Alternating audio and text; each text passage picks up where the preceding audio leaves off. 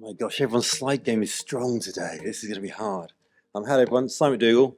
Okay, brace yourselves. We're going to go back 19 years and end up fast forwarding to the collapse of Western civilization in 7 minutes. So let's see how this goes. First of all, let's go back to 2006, and you're having lunch with somebody who works at the FSA as it was at the time. So you're talking about banking regulation, and they're going, we've solved this. We've solved banking regulation. We've got light touch regulation. It works really well. Nothing can go wrong. 2 years forward, 2008, and the world's smallest violin has been rolled out for bankers at Lehman who are wandering out, with their boxes. And the 2008 banking crisis, 2007, 2008, I think has two main effects we want to lock in for this conversation. So the first thing is light touch regulation went out of fashion, and ever since then until about now, all regulation we have has basically been cumulative. It's been, here's some more regulation to add on to all the other regulation. I don't know, I haven't got a picture for this sadly, because it just occurred to me, but do you remember Joey from Friends when he put on everyone's clothes? And he's going around like this. It's a bit like that. It's like that's where we've been. It's been adding on more and more. So hold that thought for a second. The other effect was that we all got a lot poorer. Some people got poor quickly because they lost their houses or they lost their jobs. Everyone else, governments got massively indebted, and we went into a very deep recession. And when people get poor, then populism rises, discontent rises, and really we are still in a phase that started sadly with the banking crash. Fast forward to 2020. COVID just exacerbates all of that. So great economic shock, massive amount of more debt on governments because they had to fund a way through that, and people just got even more disconnected.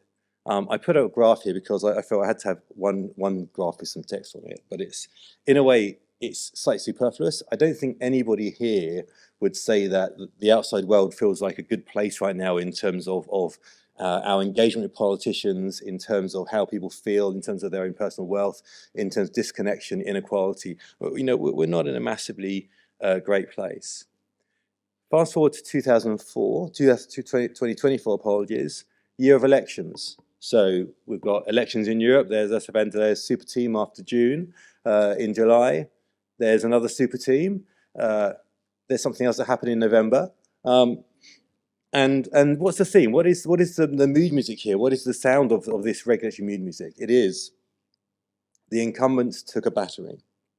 And if you are a politician, not somebody in the privacy space, not somebody in our little bubble, but if you are just a big picture politician, you are currently engaged in a fight for survival. It's a fight for democracy against populism. It's a fight for a model of democratic capitalism, which is severely under threat. In some places, maybe the US, that fight is already being lost. It still seems to be up for grabs elsewhere, including perhaps in the UK and in the EU. And there's got to be a way to get out of this.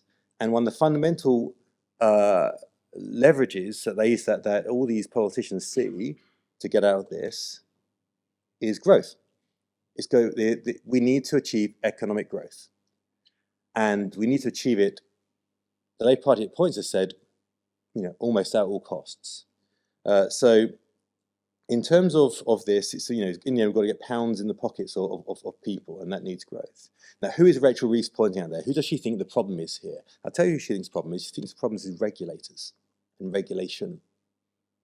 So we as part of the regulated community, we are seen as part of the problem. And sometimes when we go to our conferences and the like, this isn't particularly starkly put out.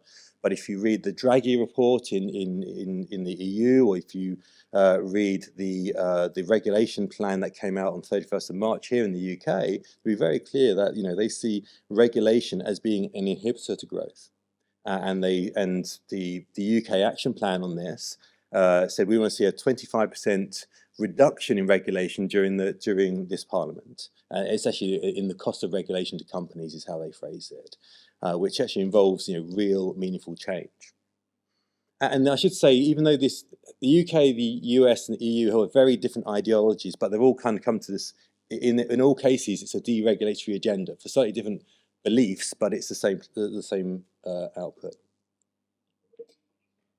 So what does this actually mean for folk in the privacy compliance, AI regulation, legal, regulatory compliance space?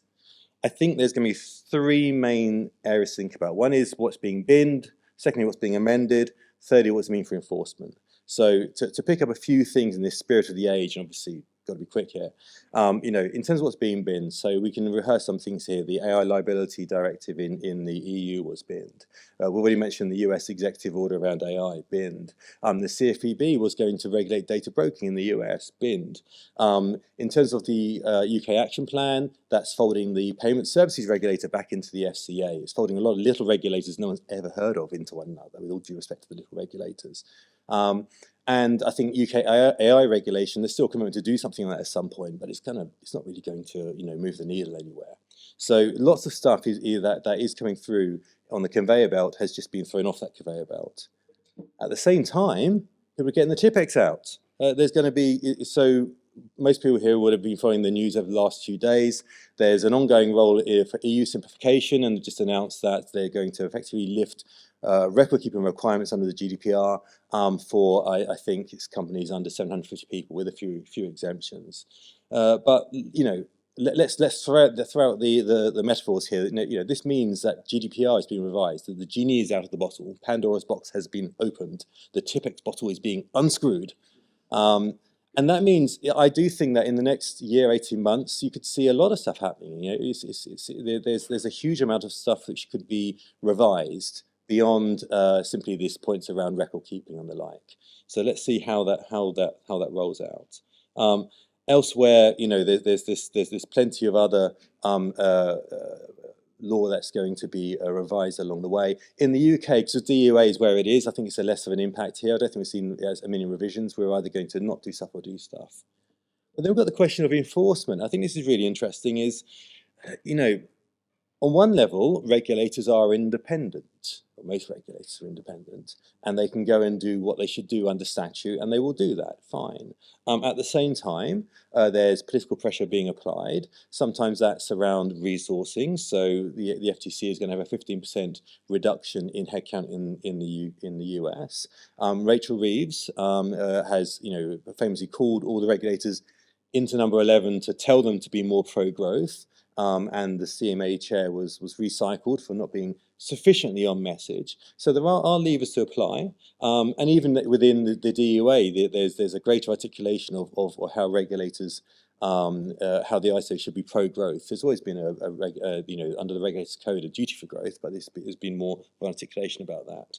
And I think Anna's comments nailed it on what this means in terms of priorities for the ICO. I think there'll be a focus on harm reduction. I think there'll be a focus on some of the areas that feel strong, but you're not going to see technical breaches being enforced, and you're going to see a focus on the important stuff.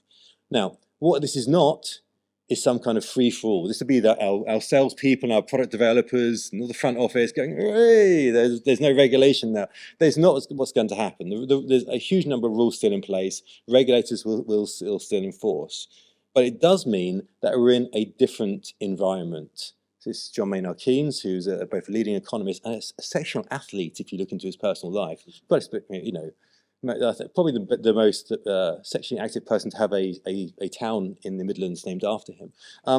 And so what does it actually mean in terms of the environment's changed? So we're talking about changes for horizon scanning. I think we're talking about a focus on harm in your organizations. I think it's a time to be realistic with your stakeholders. Sometimes, we have had all these years since the banking crisis saying we can't do this because there's some new rules in place.